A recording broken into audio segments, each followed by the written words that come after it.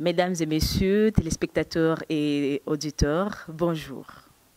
Panel sur le genre. C'est votre espace d'expression autour des questions liées aux violences basées sur le genre. Et aujourd'hui, dans ce nouveau numéro, nous allons parler d'un sujet qui est très alléchant. N'est-ce pas ça, Jean-Paul? Si un seul sujet nous préoccupe en ce moment, Ketia, préjugés à l'égard des femmes en milieu professionnel, comment les surmonter? Avec nous pour en parler profondément, nous avons 3 panélistes.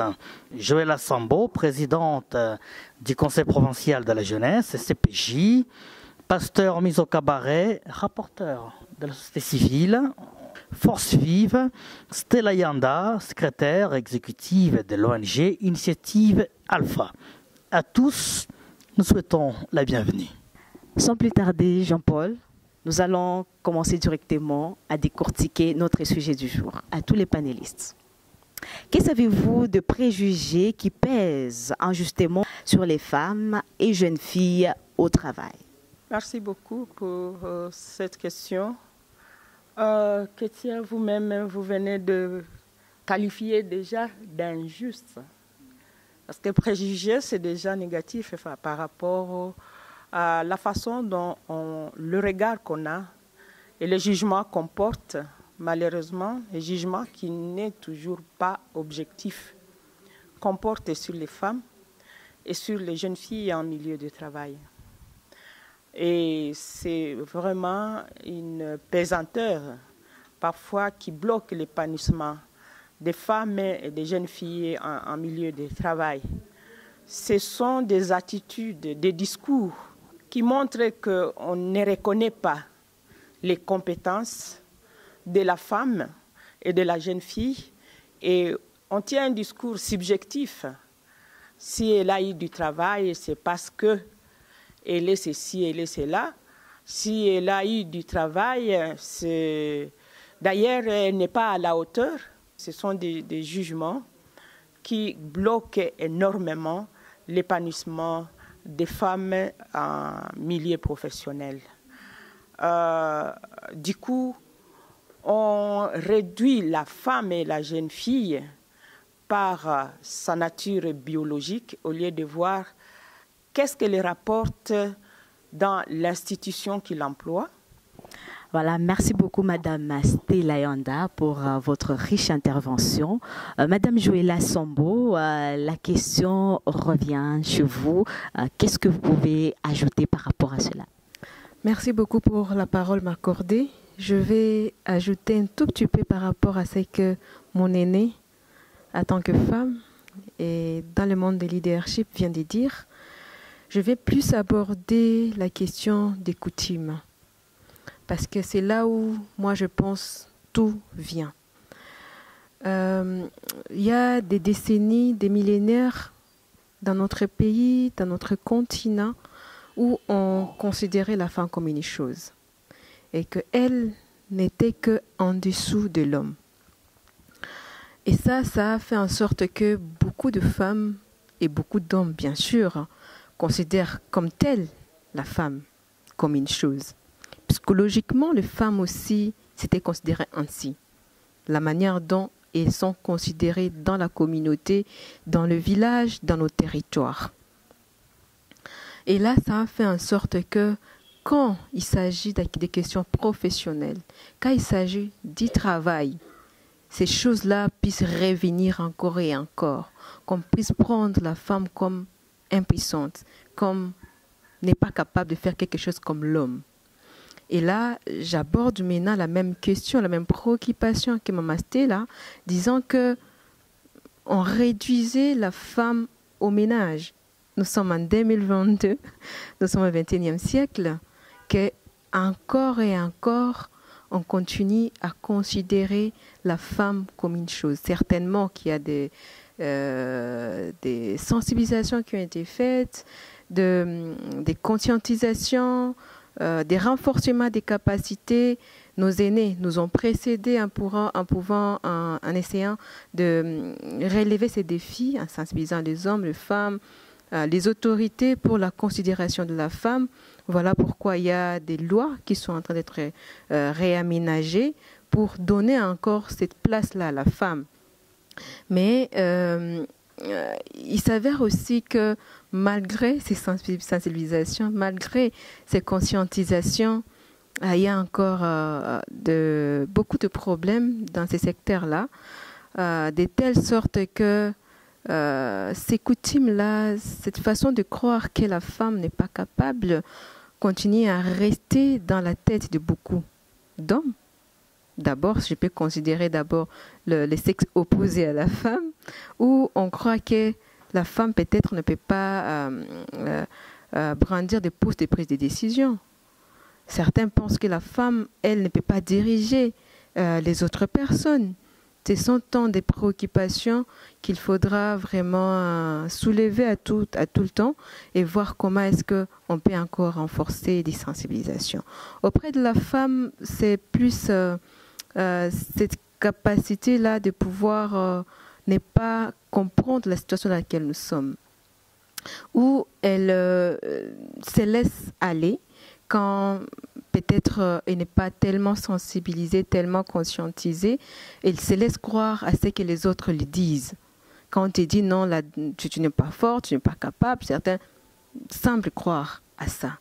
Et ça l'empêche à pouvoir évoluer, à pouvoir aller de l'avant. Donc, tous ces stéréotypes-là, liés plus aux coutumes, liés plus au contexte dans lequel nous avions évolué, n'ont pas permis à ce que la femme puisse évoluer, la femme puisse aller en avant, mais avec des sensibilisations, des conscientisations, des mouvements par-ci par-là qui accompagnent la femme, qui parlent du genre. Ça apporte quand même quelques améliorations, quelques ajout même par rapport à la place de la femme dans la communauté, au sein des travaux, au sein des institutions étatiques, au sein même des entreprises, parce qu'actuellement on commence à voir des femmes entrepreneurs, on commence à voir des femmes leaders, des femmes comme moi par exemple, je suis la présidente de la jeune Sud Kivu, et donc c'est quelque chose qui commence à prendre de l'envol et les femmes elles-mêmes commencent à défendre leurs droits partout où ils se trouvent. Venons-en maintenant au rapporteur de la société civile en Provence, en même temps pasteur, serviteur de Dieu, mis au cabaret. Quel regard à votre niveau portez-vous sur ces stéréotypes, ces préjugés à l'égard des femmes en milieu professionnel au vu de ce que vos collègues panélistes viennent de relever comme défi ou comme situation? J'interviens comme acteur de la société civile, mais également comme un serviteur de Dieu parce que je suis pasteur. Et ici, je voudrais noter une chose très importante qui nous amène à comprendre que Dieu lui-même qui a créé l'homme et la femme a pu régler les problèmes, sauf que le cœur de l'homme étant endurci à travers le monde, on a tendance à vouloir chosifier la femme, on a tendance à vouloir la saboter, ne pas tenir compte de ses compétences. Et lorsque nous interrogeons même la loi parfaite de Dieu, nous voyons qu'en Proverbe 31, à partir du 10e verset jusqu'au 31e verset, Dieu parle de la femme vertueuse. Et lorsque vous vous mettez à interroger cette partie de la Bible, vous allez voir que la femme est capable. La femme est compétente pour faire ce que l'homme fait. Et Galates 3,28, et ça c'est Dieu qui continue à parler, Dieu ne fait plus une différence entre l'homme et la femme. Et ici nous voulons nous tourner du côté de la profession. Aujourd'hui, nous avons remarqué qu'à travers le monde, même au niveau de la magistrature suprême, il y a des femmes qui ont dirigé des nations. Lorsque nous parcourons toutes les rues du monde, les villes du monde, nous voyons des femmes capables et qui implémentent des choses et qui réussissent. Parlant même de notre pays, lorsque la gouvernance a commencé à patiner et que le régime en place à l'époque de Mobutu ne pouvait plus savoir prendre en charge les fonctionnaires, nous avons vu des femmes magnifiques, merveilleuses et courageuses se mettre au travail et elles ont été capables jusqu'à prendre en charge leur famille. Et moi-même qui vous parle ici, je suis un témoignage vivant. Parce que mon père est mort, moi j'avais 8 ans. Et j'ai vu ma mère travailler, qui a dirigé la chefferie de Kabare pendant plus de 10 ans. Je l'ai vu aussi faire les affaires, à tel point qu'elle s'est fait un nom. Même aujourd'hui sur Internet, lorsque j'ai fait des recherches sur elle, je trouve beaucoup d'articles écrits sur sa personne. Parce qu'elle a épaté, elle a fait des choses merveilleuses. Donc nous les hommes, nous devons quand même cesser de nous comporter en orgueilleux. Et nous devons reconnaître les qualités de la femme. Et c'est à cette condition que nous allons construire un monde meilleur où il y aura égalité des chances, que ce soit vis-à-vis de l'homme, que ce soit vis-à-vis de la femme. J'ai bien suivi avec attention les propos de Mme Stella Yanda. À vrai dire, et par expérience, en tant que femme leader à la tête d'une grande organisation, est-ce qu'il vous arrive de faire l'objet des préjugés, même vis-à-vis de vos collègues masculins, au travail, au sein de l'organisation? Parlez-nous-en très brièvement. Oui, monsieur Vadibanga, c'est vrai. Avec mon expérience de travail aujourd'hui de 42 ans, je n'ai pas travaillé qu'avec les femmes. C'est vrai, c'est durant les 10 dernières années que je suis secrétaire exécutive d'une organisation des femmes, mais le reste du temps, de mon temps de vie professionnelle, je n'ai fait qu'évoluer avec les hommes, comme mes chefs, comme des collègues, comme aussi des subalternes. Je suis tout à fait d'accord avec Mme Samo quand elle parle de nos pratiques et de nos coutumes qui ont réduit la femme juste au rôle de reproduction, au rôle d'assistante ou d'être assistée. C'est vrai aussi que du fait que ce sont des coutumes, les femmes ont eu à jouer un grand rôle parce que c'est nous qui éduquons ces hommes qui continuent jusqu'à présent, malgré l'évolution des choses, à continuer à avoir cette image négative de la femme. Mais de par mon expérience, je peux dire que j'ai eu un peu de chance d'avoir, au début de ma vie professionnelle, de supérieurs qui avaient, je peux dire, qui étaient des véritables gender sensitive. Des hommes qui avaient compris que les femmes avaient des compétences. Les femmes étaient capables. Et à partir de ce moment-là, c'est vrai, les préjugés souvent, c'est fait par des personnes des fois qui n'ont pas le pouvoir de manière hiérarchique, ce qu'ils racontent, et souvent ça se raconte dans les coulisses. Mais ici, s'il faut revenir, personnellement, j'en ai souffert. Mais qu'est-ce qui a fait que je puisse survivre? Parce que on a eu par moments à connaître des tempêtes où les hommes pensent qu'elle n'est pas capable, mais c'est plus nous-mêmes aussi, femmes, dans la vie professionnelle, qui avons le rôle et le devoir de nous confirmer. De nous confirmer, parfois de ne pas chercher seulement à avoir des tâches de second plan ou des tâches faciles. Mais quand des fois aussi, avec ces préjugés, il y a eu des moments où mes supérieurs ont eu à me tester.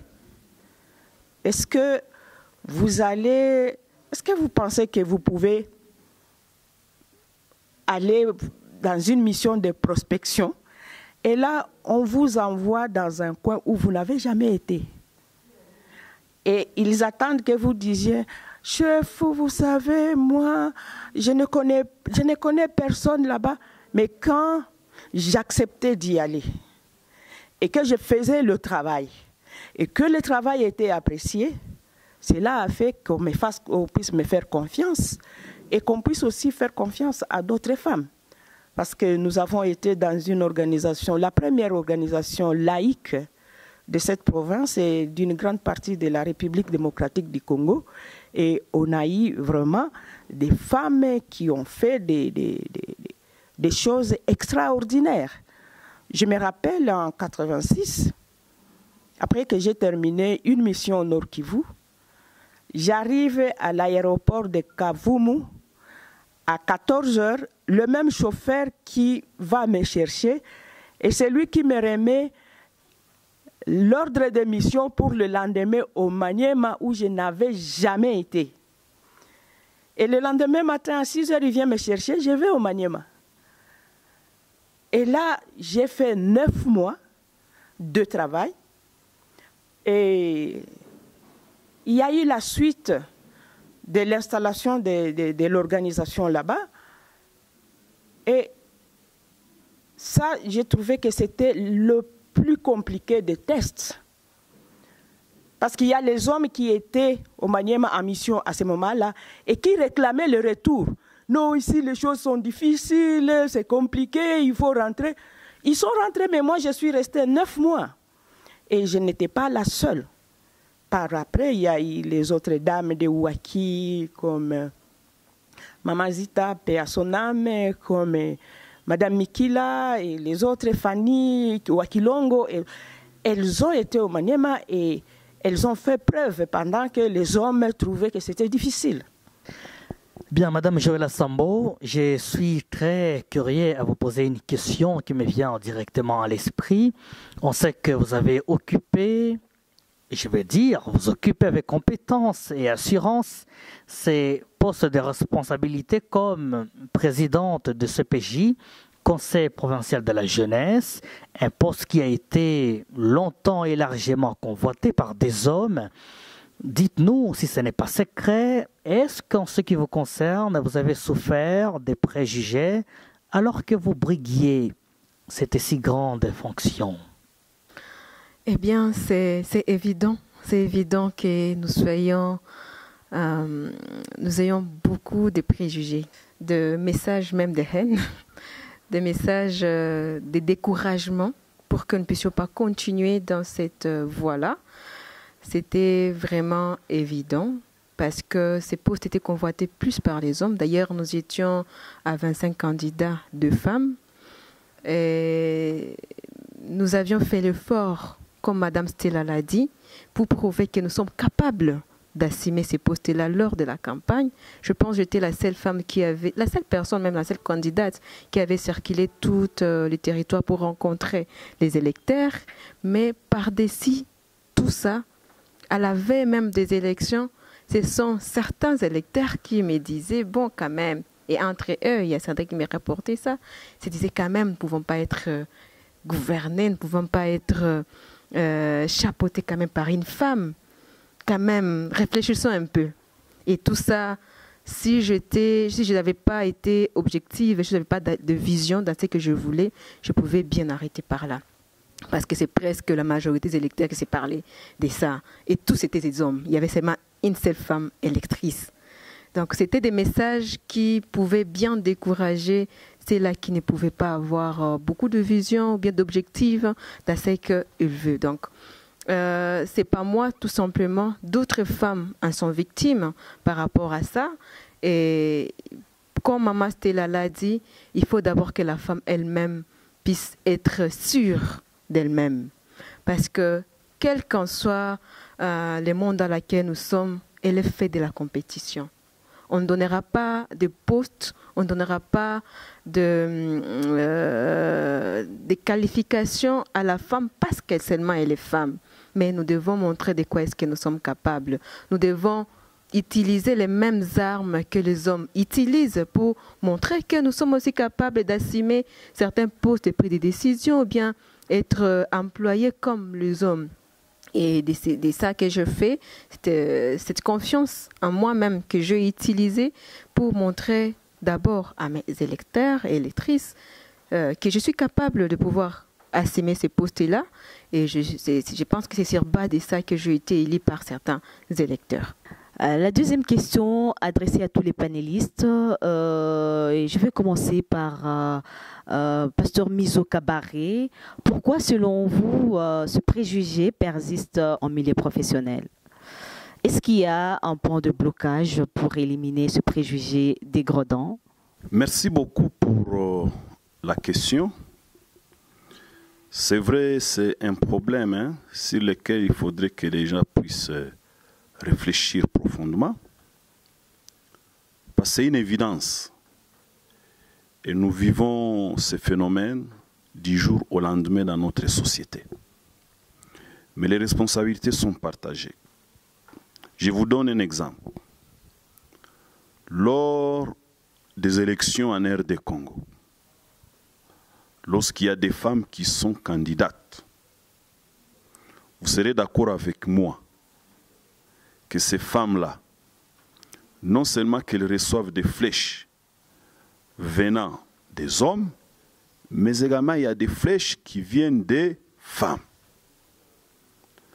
Comme pour dire, au niveau d'abord des femmes, il faut vraiment un effort supplémentaire pour que les femmes entre elles s'acceptent et que les femmes puissent au fait faire un deal entre elles pour accompagner les femmes leaders, parce qu'on en a qui ont des compétences.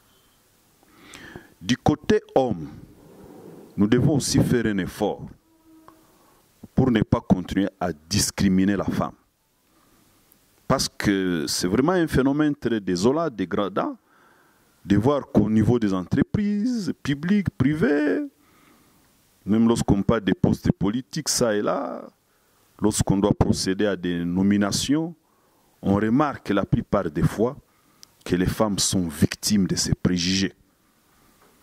Tout part, comme il y a certains panélistes l'ont soulevé, tout part de nos coutumes, tout part de l'orgueil des hommes, mais également aussi, il y a certaines religions qui contribuent à ces phénomènes-là, lorsqu'on fait une mauvaise interprétation de la loi parfaite de Dieu.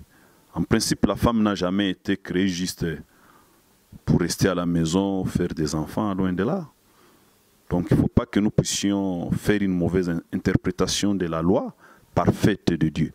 Nous devons nous inscrire dans la logique, dans la perspective divine, pour comprendre que la femme doit recevoir des hommes, des encouragements nécessaires pour donner les meilleurs d'elle-même.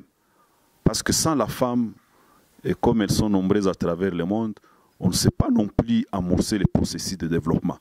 Donc nous devons vraiment descendre un tout petit peu, nous les hommes, comprendre que la femme ou les femmes doivent être à nos côtés lorsque nous sommes au travail, et que de cette conjugaison d'efforts, nous puissions aboutir à des objectifs, disons, aux résultats escomptés. Voilà ce que je pourrais dire par rapport à ça. Et ça, c'est un travail qui devra être effectué par la société civile pour sensibiliser les hommes et les femmes en RD Congo. Parce qu'au siècle présent, on ne peut plus continuer à vivre comme des animaux dans une forêt dense. Non, nous devons vraiment nous comporter comme une société civilisée. Et nous devons comprendre que l'éducation concerne et l'homme et la femme. Et lorsqu'on parle de la profession, il faut donner la chance à tout le monde. Mais également, disons aux femmes, le monde n'a pitié de personne. Donc, la femme doit chercher à s'affirmer. Et la femme doit vendre ses qualités, ses compétences. Elle ne doit pas avoir peur. Elle doit avoir confiance en elle-même. et nous savons qu'il y a lieu qu'elle puisse percer et qu'elle puisse étonner le monde des hommes. Merci. Eh bien, nous ne sommes pas encore au niveau des pistes et des solutions, comme vient d'en énumérer quelques-unes, pasteur Mizo Cabaret, mais on va en fait reprendre la question à l'intention de Madame Joëlla Sambo. Pourquoi, selon vous, ces préjugés persistent, perdurent en milieu professionnel? Est-ce qu'il y a des points de blocage pour pouvoir éliminer ces genres de préjugés dégradants? De mon côté, je vais plus aborder le blocage lié à la connaissance et aux relations. Parce que moi, je dis toujours aux jeunes que très souvent, pour avancer, on mise sur l'argent. On pense que pour aller au-delà de ces efforts, que ce soit pour la femme, que ce soit pour les hommes, parce qu'on parle des gens, ça regarde tous les deux sexes, ils voient l'argent. Moi, au contraire, je vois les relations et l'information. Et pour la femme, nous avons nos aînés qui nous ont précédés, qui ont autant d'expérience que nous, qui peuvent aider les autres femmes, nous les jeunes, à pouvoir aller de l'avant. Mais le blocage qui est là est que nous, les jeunes femmes aussi, qui voulons aller et acquérir de l'expérience, acquérir des relations, acquérir de l'information même, nous ne parvenons pas à s'humilier devant nos aînés pour qu'ils puissent nous dire non, les chemins à suivre, c'est ça. Devant les hommes, quand il y a des blocages, il faut se comporter comme ceci. Et ça empêche à nous, les jeunes femmes, qui voulons peut-être être des leaders, nous voulons accéder à des postes de prise de décision, nous voulons aller de l'avant à pouvoir y arriver parce que nous serons bloqués au même blocage que nos prédécesseurs, nos leaders, nos femmes, nos mamans ont pu être confrontés là des années passées. Donc moi, j'aborde plus la question de l'humilité pour essayer d'aider les femmes à pouvoir apprendre et aller de l'avant. De l'autre côté, du côté des hommes, c'est plus blocage lié à l'acceptation, comme Papa Mizo vient de le dire, à l'acceptation des hommes que la femme est capable. Parce qu'il y a ces hommes-là qui sont conscients que la femme est capable, que lui plutôt, mais ils n'arrivent pas à l'accepter, à la promouvoir ou bien à la laisser compétir comme lui à certains postes ou bien au niveau du travail ou bien dans des opportunités. Et donc moi, je demanderais à ce que ces blocages puissent être aussi relevés et que les hommes comprennent et laissent l'espace aux femmes capables, aux femmes qui ont confiance en elles, aux femmes qui font le premier pas, les femmes qui bousculent à pouvoir aller de l'avant et non pas mettre les bateaux dans les roues des femmes pour pouvoir avancer. Alors, Madame Stella Yanda, à votre connaissance, quels sont les points de blocage qui font en sorte que ces préjugés perdurent dans notre société? Est-ce qu'en réalité, les hommes continuent encore et encore à vous mettre des bâtons dans des roues? Merci, Badibanga. Bon, moi, je pense qu'il y a une situation qui est ancrée dans nos gestes de tous les jours et c'est difficile. Hein? On ne peut pas dire qu'aujourd'hui, demain, on va mettre fin à ces genres de comportements, à ces genres de jugements négatifs de la femme. Personnellement, je peux dire que peut-être plus avec la même ampleur, les bâtons dans les roues. Vous entendez même des collaborateurs qui cherchent à vous imposer des points de vue ou des propositions qui ne sont plus des propositions, ça devient un peu comme de l'ordre parce que seulement il est homme. Et il n'est pas exclu que par moment vous attendrez les discours selon la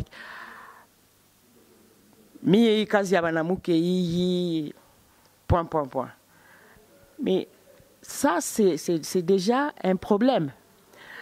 On est là pour le travail de l'institution qui nous utilise tous. Ce n'est pas parce que la femme est votre chef direct ou top manager que ça devient le travail de Balamouké. Ça, c'est un élément. Un autre élément, je disais tout à l'heure que c'est ancré dans l'éducation que presque tous les hommes ont reçue dans nos familles et tout. Et que ce n'est pas évident que du jour au lendemain, on va tout faire partir. Mais je suis d'accord avec tout ce que nous avons vu, nous avons dit ici, que c'est d'abord à la femme, à la jeune fille de se confirmer, de croire en ce qu'elle fait. Est-ce qu'elle est consciente que son travail contribue à la réalisation et à l'atteinte des objectifs de l'institution qui l'emploie? Et avec ça, il faudrait aussi qu'elle évite de revenir sur les candidatons. Il faut qu'elle voie son travail avec objectivité, qu'elle respecte ses collaborateurs ou ses chefs, ses subalternes, ses collègues de travail. Quand il y a le respect, je pense qu'il y a certaines choses qui peuvent s'éliminer d'elles-mêmes. Mais aussi, nous avons des preuves à travers le monde que les pays qui ont fait confiance aux femmes, les pays où les hommes ont épaulé les femmes, les choses marchent très bien. Et éviter ce duel. Oui, parce que c'est une femme, oui, maintenant il faut... Même il y a cette question de féminisation de certaines tâches ou de certains emplois. C'est vrai, la femme a des tacts pour bien faire, pour bien réaliser certaines tâches. Mais ces tâches ne devraient pas avoir seulement l'image des femmes. Moi, je vois souvent quand nous sommes dans des réunions, qui fait la modération? Un homme. Qui fait le secrétariat? Une femme. Pourquoi ne pas commencer par la femme et que l'homme fasse le secrétariat? Pourquoi même... Il y a une formule dans les appels d'offres où on dit les candidatures féminines. Non. Laissez les gens postuler. Parce que c'est vrai qu'on dit que c'est pour encourager et c'est pour montrer qu'ils sont gender sensitive, alors que quand cette femme va être recrutée, elle va toujours être victime. Parce que si on a dit que sa candidature est privilégiée, il faudrait aussi que sa présence et son travail soient protégés quand elle est déjà dans l'institution. Cette féminisation, surtout qu'aujourd'hui, on a des preuves que les femmes sont capables de faire des choses. Il ne faudrait pas que du fait que dans nos coutumes, une femme ne pouvait pas monter sur la charpente, et qu'aujourd'hui, quand on a une ingénieure en bâtiment femme, on lui interdise aussi de monter. Donc, c'est un travail d'ensemble pour mettre de côté tous ces discours, toutes ces attitudes, ces comportements qui n'encouragent pas la femme à avoir confiance en elle. Chers téléspectateurs, nous cheminons lentement et sûrement vers la fin de ce panel, mais il y a encore une très belle question qui nous reste avant de clore cette session. Est-ce qu'il y a encore de l'espoir pour endiguer ce mal social et redonner ainsi à la femme toute sa dignité qu'elle mérite? La question concerne et les hommes et les femmes. Et nous savons que personne ne se laissera faire. La vie, c'est un combat. Et il faut s'engager dans ce combat avec courage et détermination. Il y a 10 ans, 20 ans, 30 ans, qu'on ne pouvait pas avoir ici au Congo des femmes gouverneurs, vice-gouverneurs, ou plusieurs femmes ministres, ou des femmes qui dirigent des entreprises publiques. Mais aujourd'hui, on en a. Donc il y a un travail de titan qui est en train de se réaliser. mais qui doit être soutenu par la société civile, par les partis politiques, par les scientifiques. Lorsque nous parlons des scientifiques, nous voyons les universités, nous voyons les écoles. Le message doit continuer à être véhiculé. Et toutes les lois que nous avons en rapport avec la promotion de la femme doivent aussi être vulgarisées. Et nous tous, nous devons nous imaginer qu'on ne peut pas perdre espoir. L'espoir est permis. Et ce n'est pas un rêve.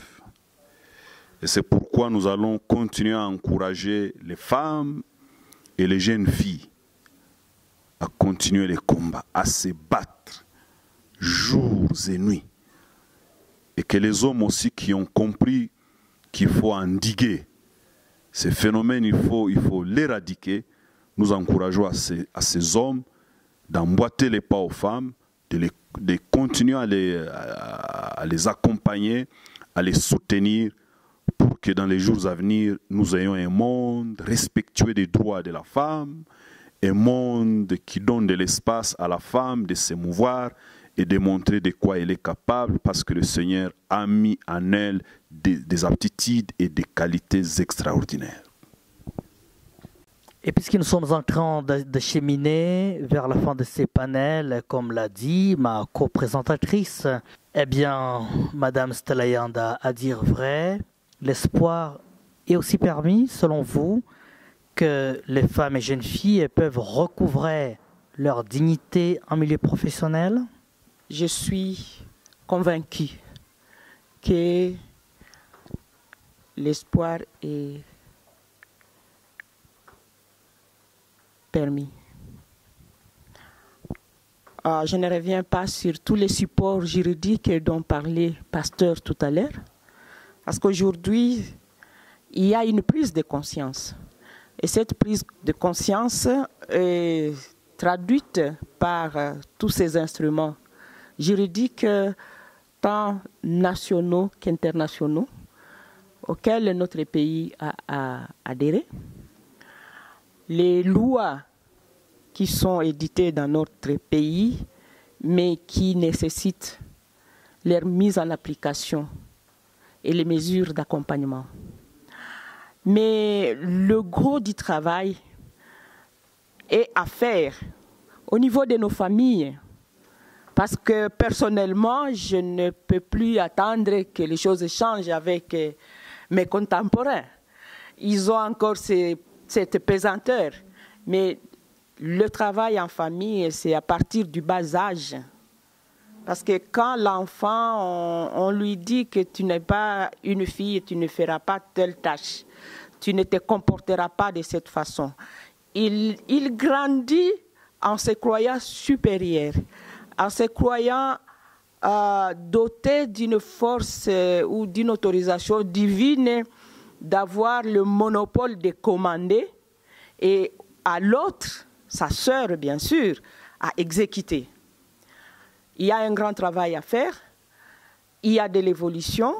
Nous observons qu'il y a des champions en genre aujourd'hui, que ce soit des jeunes gens ou des personnes adultes. Et ça, ce sont des initiatives à encourager pour que cela change.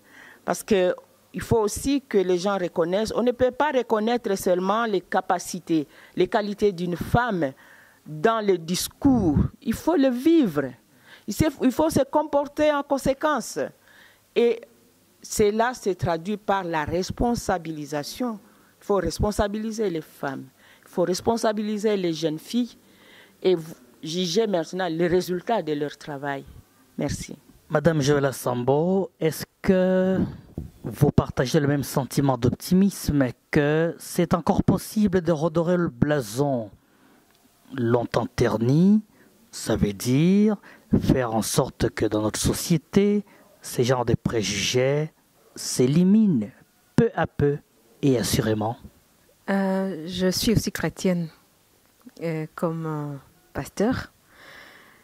Et la Bible le dit, même quand j'ai lu aussi le Coran, ça m'arrive de lire certains livres religieux. d'autres documents, ça parle toujours de l'espoir. Ça demande toujours qu'on puisse avoir de l'espoir. Et vu le travail qui a été fait par nos aînés, vu qu'il y a déjà des résultats au niveau de notre pays, comme l'a dit Pasteur Mizo, déjà il y a des femmes gouverneurs, il y en a, je pense, 2 actuellement dans notre pays. Il y a des femmes ministres, il y a des femmes députées. Il y a des femmes qui occupent des postes de prise de décision dans certaines organisations internationales. Il y a des femmes initiatrices des organisations, des aspects des entreprises. Et donc, nous gardons espoir que les jours qui vont suivre, les années qui vont suivre, il y aura des améliorations et améliorations. Certes, la femme doit travailler sur elle-même, mais aussi les hommes doivent accompagner la femme, doivent accepter que la femme est capable au même titre qu'eux, malgré qu'elle a les sexes féminins. Donc, c'est un peu ça, mais il y a le travail qui doit être fait au niveau de famille parce que, comme mes prédécesseurs l'ont dit, c'est là où commence l'éducation de l'enfant. C'est là où l'enfant acquit la sagesse. C'est là où l'enfant acquit la méthodologie, l'objectivité, la confiance en soi. C'est dans la famille. Donc, si c'est raté au niveau de la famille, ce sera difficile à l'enfant de pouvoir continuer sur les droits chemins. Certes, quand l'enfant entre au niveau de l'école, il y a de l'éducation qui continue par là, mais tout commence au niveau de l'école. Nous avions demandé aux femmes d'être objectives, d'être confiantes en elles-mêmes, d'être humbles. Surtout ça, je m'apaisantis sur ça, parce qu'il n'y a personne qui est parfaite, il n'y a personne qui a les monopoles du savoir. Et il n'y a que nos aînés qui peuvent nous aider, nous orienter. C'est la méthodologie à suivre parce qu'ils sont passés dans d'autres chemins, ils ont acquis de l'expérience, ils sont tombés, ils se sont relevés et peuvent aider la jeune fille à pouvoir bondir et aller de l'avant en tenant les conséquences de ce que nos prédécesseurs ont pris comme acte. Il y a beaucoup des articles, il y a beaucoup de lois, il y a beaucoup de statuts qui ont été signés qui mettent en valeur la femme, mais concrètement sur le terrain, ce n'est pas d'application. On demandera à ce que la communauté internationale, nos pays, puissent prendre en considération tous les textes qui ont été signés, afin que les femmes aussi l'utilisent, le lisent, puissent le connaître aussi, et l'utilisent comme arme pour défendre leurs droits. C'était un plaisir pour la génération égalitaire et ses partenaires et la Radio Star de vous avoir compté parmi nous aujourd'hui. Auditeurs, téléspectateurs, merci pour votre attention. Badibanga, que dites-vous? Chère Ketia, c'est moi plutôt qui remercie vivement nos 3 panélistes du jour. Stella Yanda, comme je le disais, secrétaire exécutive de l'ONG Initiative Alpha. Pasteur Mizo Cabaret, rapporteur de la société civile, Force Vive, serviteur de Dieu. Joëlla Sambo, présidente du conseil provincial de la jeunesse et CPJ. À nos 3 panélistes, nous disons encore une fois de plus, bravo et bon courage dans ce long combat contre les violences basées sur les genres dans notre société que nous voulons, certes, juste et inclusive. Au revoir, chers amis.